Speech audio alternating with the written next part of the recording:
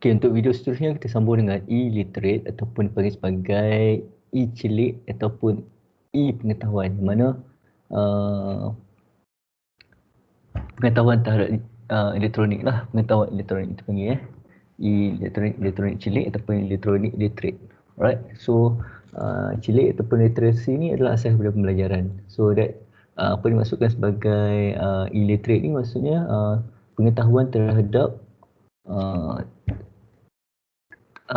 pengetahuan terhadap teknologi digital, okay, penggunaan teknologi digital, penggunaan internet dan sebagainya. Okay.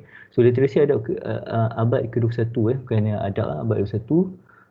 Dua dikenal sebagai digital literacy. Ia dikaitkan dengan penggunaan asas komputer dan peranti yang berasaskan komputer dan internet. So maksudnya termasuklah dalam subjek yang belajar ni, iaitu kita belajar tentang computer application, maksudnya aplikasi komputer.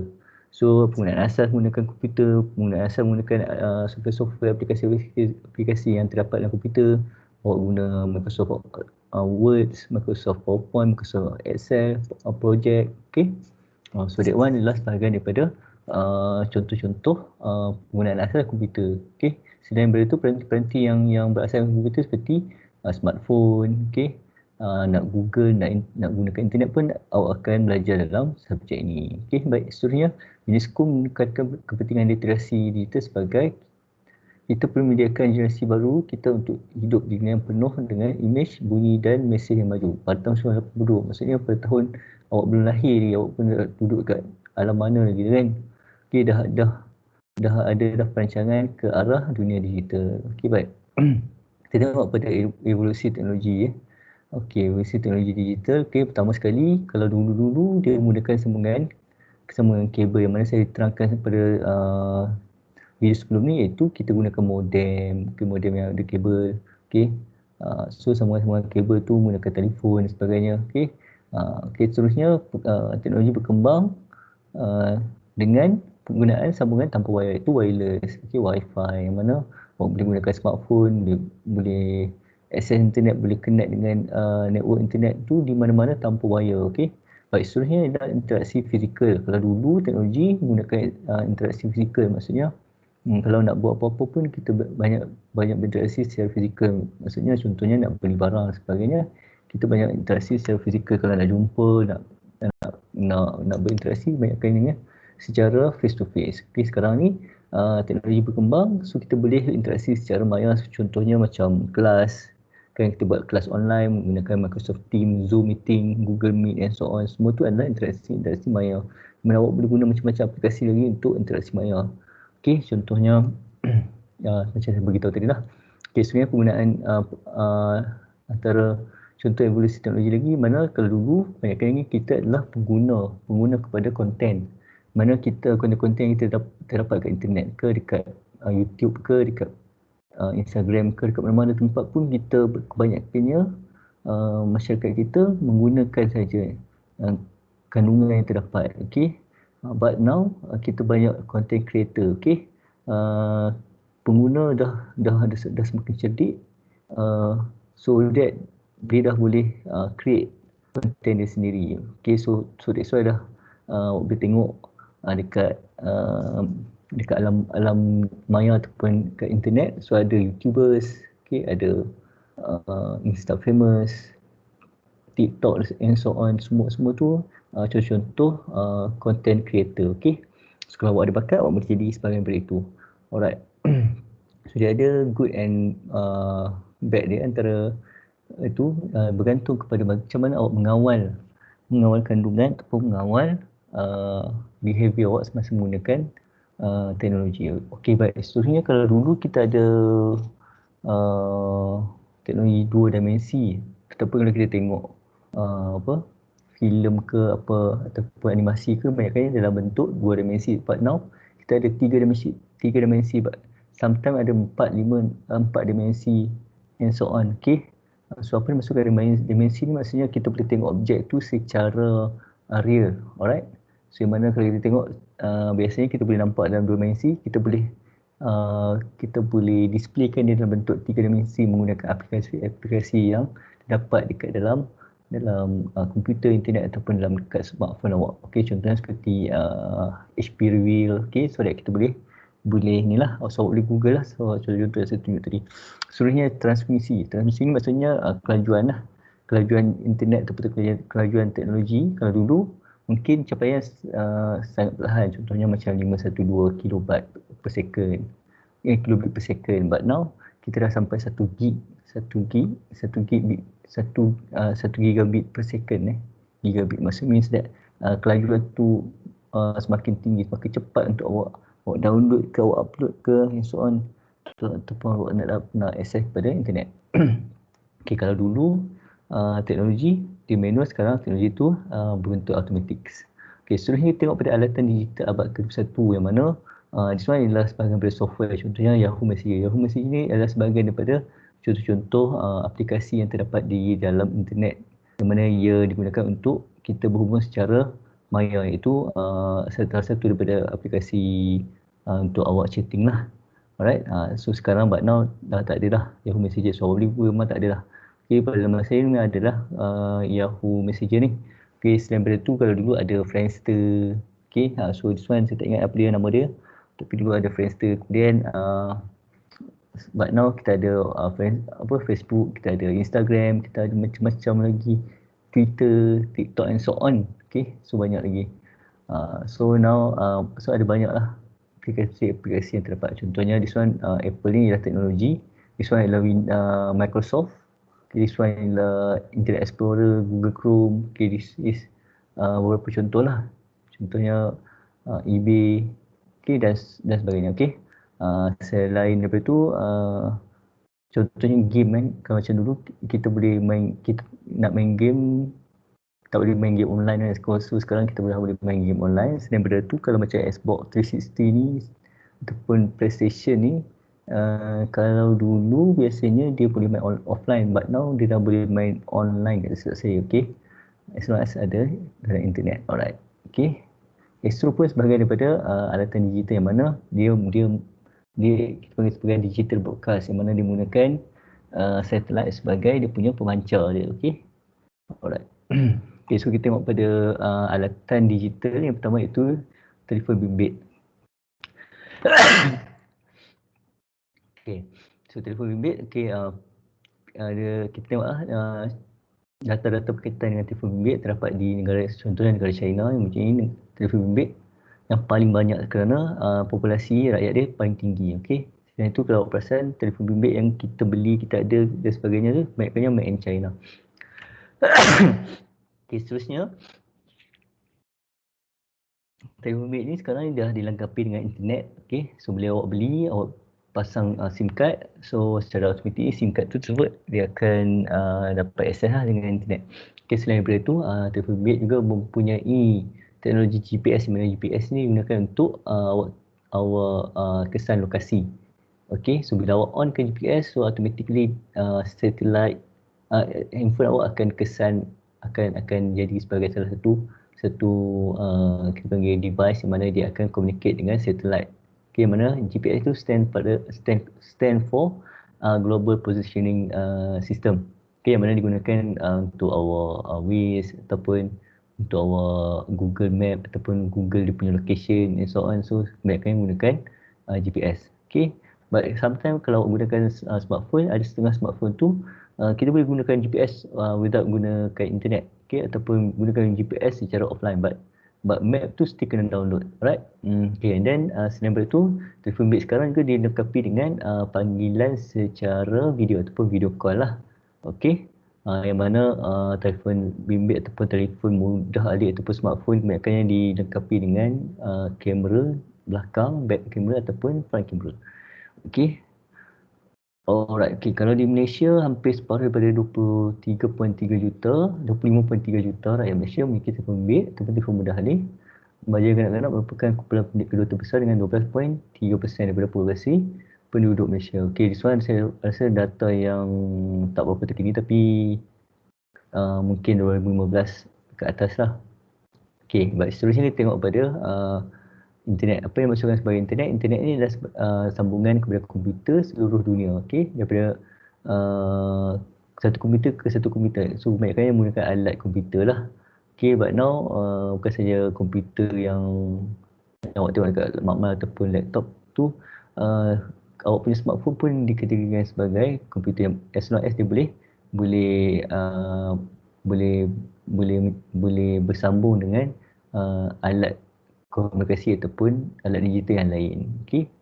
Okey, alatan penting kegunaan industri, jabatan kerjaan, universiti, sekolah dan lain-lain. Kenapa? Because of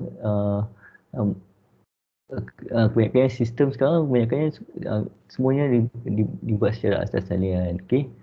Alright. Dengan jumlah pengguna mendadak, so bila demand tu semakin tinggi, so keperluan kepada alatan internet ni tinggilah. Okey. Baik. So itu apa yang dimaksudkan sebagai internet di mana dia sambungan komputer ke seluruh dunia, yang mana ia melibatkan perkongsian data, gambar, imej dan sebagainya yang boleh dimuat naik ataupun dimuat turun ataupun dikongsi dengan pengguna yang lain. Okey, tapak web peribadi ataupun personal website lah. Okay, personal website Okey, so tapak web peribadi ataupun personal website, okey, dia merupakan contohnya kalau kita ada website peribadi ataupun kita ada web blog, okey. So yang mana kita boleh bina kita punya komuniti ataupun grup kita, okey, yang mana dia merupakan salah satu daripada evolusi di antara komuniti nyata ataupun real community kepada kita panggil sebagai digital ataupun community maya. Okey. Alright, so that one sebagai daripada contohlah apa yang dimaksudkan sebagai personal website ataupun personal web lah. Okay, kalau dulu kita ada blog. So blog sekarang dah kita panggil dah agak semakin dilupakan kerana sekarang ni kita ada media sosial yang mana lebih cepat pengguna dapat membina dia punya pengaruh ataupun membina dia punya komuniti di alam maya. Itu contohnya dia jadi Insta famous ataupun jadi YouTubers kat situ, dia boleh gain dia punya followers kan. Okay, dia boleh buat group kat Facebook, group kat mana-mana ni yang mana ada followers, ada dia punya pengikut-pengikut dia. So that one dia dapat bina komuniti maya kat situ. Sebab seterusnya pengguna kandungan ataupun pencipta kandungan. This one pun bila ada kita ada akaun peribadi kita sendiri, kita boleh cipta apa saja kandungan yang kita suka, okey, berbanding kita guna kandungan. Orang lain boleh dapatkan manfaat ataupun boleh dapatkan maklumat ataupun boleh terima. So kat sini kita boleh buat something yang bermanfaat pada orang lain lah. Okey, berbanding kalau buat konten yang mengarut-ngarut. Walaupun konten mengarut tu disukai oleh ramai, tapi in future dia kurang berfaedah kepada masyarakat lah.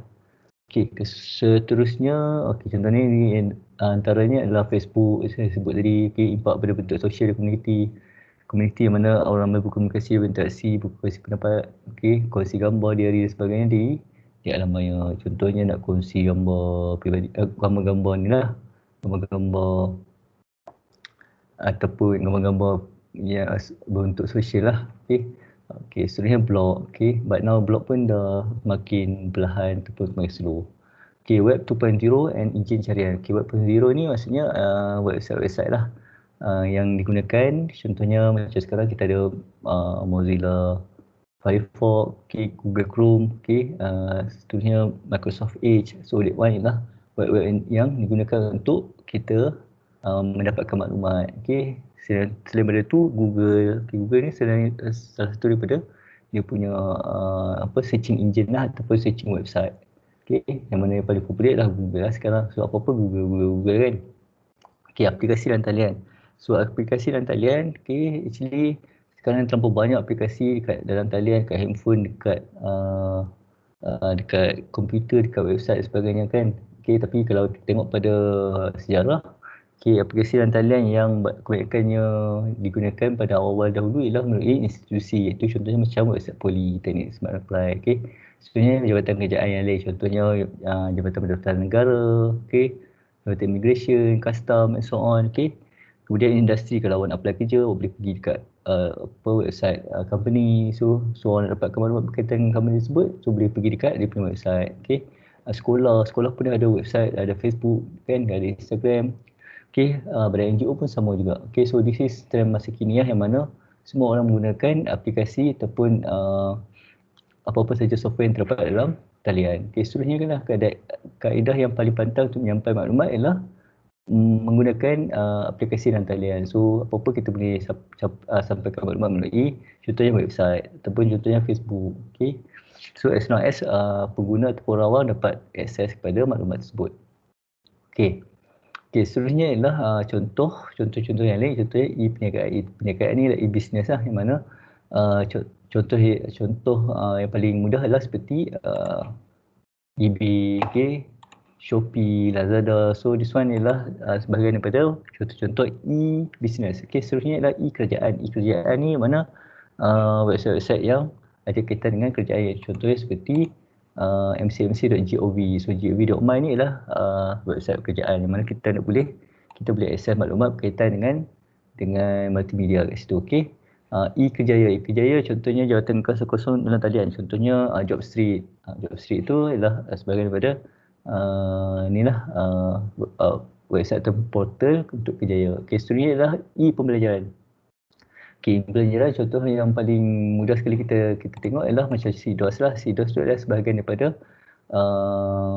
website ataupun portal e-pembelajaran lah yang kita gunakan secara dalam talian tertutup intranet. Mana dalam e-pembelajaran ni dia ada sistem yang dipanggil sebagai sistem pengurusan pembelajaran ataupun Learning Management System, LMS. Alright. Baik, seterusnya tengok objek pintar ataupun smart object. Smart object ni contohnya kalau dulu kita ada kad kredit, yang mana kad kredit tu dia ada chip. Tapi sekarang kita ada kad pengenalan awak pun dia ada chip. Yang mana awak boleh kita panggil apa? Boleh top up Touch 'n Go menggunakan awak punya kad pengenalan ataupun boleh wave ke kan. So memang kad printer ni kebanyakannya dah dilengkapi dengan dia punya chip. Even though kereta pun dah ada Touch 'n Go ataupun kereta pun dah ada RFID, yang mana tak perlu lagi nak Touch 'n Go ke and so on. Just top up Touch 'n Go your wallet and then terus lalu saja dekat tu kan. So kalau dulu kita ada pen drive ataupun kita ada macam dongle ataupun yang mana kat situ kita boleh simpan dia punya chip. So sekarang ni kebanyakan yang tak adalah dalam bentuk ni, kebanyakan dalam bentuk kad. Alright, so that one yang kita panggil sebagai smart object. Alright. Cabaran literasi digital. Cabaran literasi digital ni kita panggil sebagai pengetahuan digital lah. Pertama sekali bila kita gunakan internet ataupun kita menggunakan kita menggunakan aplikasi dalam talian. Pertama sekali ialah kita terdedah kepada jejak digital, yang mana jejak digital ni ada dua, iaitu aktif dengan pasif. Aktif ni yang mana kita sendiri yang mendedahkan kita punya maklumat lah. Contohnya kita isi borang Google ke, isi Google Form ataupun kita share something kat media sosial. That one kita panggil sebagai jejak digital aktif. Yang mana kita boleh dikesan lah. Kalau kita tinggalkan komen kat mana-mana tempat pun orang akan boleh kesan. Kita hantar email atau sebagainya, kita yang saya sebut tadi lah, kita search kat Google pun actually dah boleh dikesan. Contohnya kalau orang guna komputer kita, dia tengok kita Google apa, dia dah tahu lah kita nak Google apa. That one kita masih sebagai aktif. Alright, baik. Yang kedua ialah pasif. Pasif ni maksudnya kalau apa yang kita guna tu disimpan, record dia secara senyap ataupun secara pasif. Maksudnya disimpan melalui history, cache ataupun cookies. Yang mana dia akan record lah. Apa website awak selalu buka, apa password, dan sebagainya. Alright. That one kita panggil sebagai jejak digital. So this one boleh katakan tidak ramai yang tahu macam mana nak hilangkan jejak di alam maya ataupun di dalam talian ataupun semasa menggunakan ataupun selepas menggunakan internet. Okey, baik. Kemudian yang kedua ialah anonymity. Okey, mana internet memberi ruang dan peluang lebih luas kepada individu untuk mendapatkan apa yang tidak dapat mereka miliki di alam realiti. Maksudnya secara maya lah. So contohnya nak miliki apa saya panggil okey, so kita tengok contohnya nak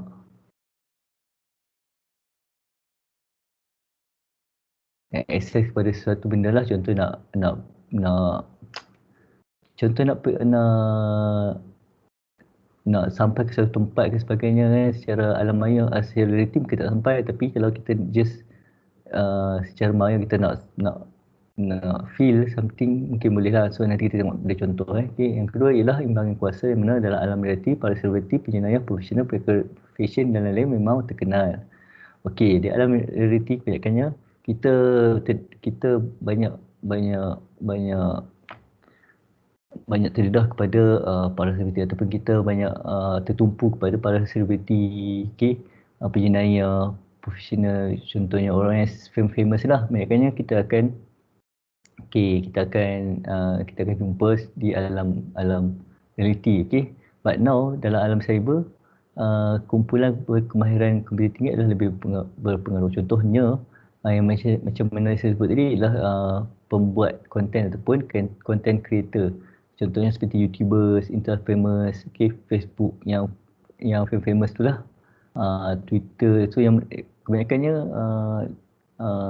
golongan ni lebih famous lah berbanding dengan artis sekarang. Okey, kalau kita tengok dulu kita kita banyak bergantung ataupun banyak tupu pada artis-artis yang berlakon ni. Sekarang even though dah ada dunia digital ni, orang tak risau nak tengok TV, orang tak heran sangat tengok TV kan. Even though awak pun tak tengok TV. Okey, so banyaknya awak boleh tengok kat YouTube. Okey, boleh tengok, kalau nak tengok movie pun tengok movie online. Okey, so yang mana ini yang dimasukkan sebagai imbalan kuasa. So selebriti pun sekarang ni dah turn to be Insta famous. Okay, try to be a YouTubers. Okay, selain itu dapat juga menghasilkan pendapatan. Baik, seterusnya adalah bekerja dari rumah, BDR lah ni. Bekerja dari rumah ni kena pula dengan situasi sekarang yang mana kita kena pandemik COVID ni, kita kena kawal pergerakan. So banyak kita tak boleh nak berinteraksi secara fizikal, tak boleh buat kelas face to face, tapi kena buat kelas secara online. So that secara tak langsung daripada sekolah sampailah ke universiti terpaksa lah buat kelas secara online, ataupun sebahagian besarnya terpaksa bekerja dari rumah. So that terpaksa menggunakan komputer, terpaksa menggunakan internet. So demand untuk penggunaan internet tu lebih tinggi. Okay. Alright, seterusnya pornografi. Okay, bila awak terdedah kepada internet, okay, bahan-bahan berunsur seks ni memang terlampau banyak lah dekat internet. Okay, yang mana ia tidak boleh lagi dikawal. Okay, tidak ada akta yang jelas di negara kita berkenaan dengan pornografi. Okay, berbanding dengan negara lain lah. Okay, hanya MC hanya boleh sekat di peringkat tertentu saja. Tapi selain itu, pengguna memang boleh akses di mana-mana saja as long as menggunakan as long as ada akses internet. Okey, baik. Okey, so ini menyebabkan jenayah berkaitan seks berlaku lah. Okey, kesan jangka panjang lah, yang mana berlaku macam-macam lah kes. Alright, kerana disebabkan ketagihan seks disebabkan oleh pornografi. Okey, so di sini masyarakat kena tahulah beza baik dan buruk, kena kuatkan iman dan juga kawal nafsu ataupun kawal hormon lah kalau dipanggil. Okay, terutama sekali remaja-remaja sekarang. Okay, baik, seterusnya adalah kebebasan bersuara. Okay, maksudnya bila dalam internet, dunia digital ni, kita boleh saja memberi pendapat, nak bagi komen dan sebagainya. Okay, so tidak ada siapa yang nak halang. So kalau awak nak komen kat Facebook ke, nak komen kat Instagram ke, nak komen kat Twitter ke, nak komen kat mana-mana tempat media sosial, semua boleh. Okay, tidak ada siapa pun yang menghalang. Okay. Cuma di situ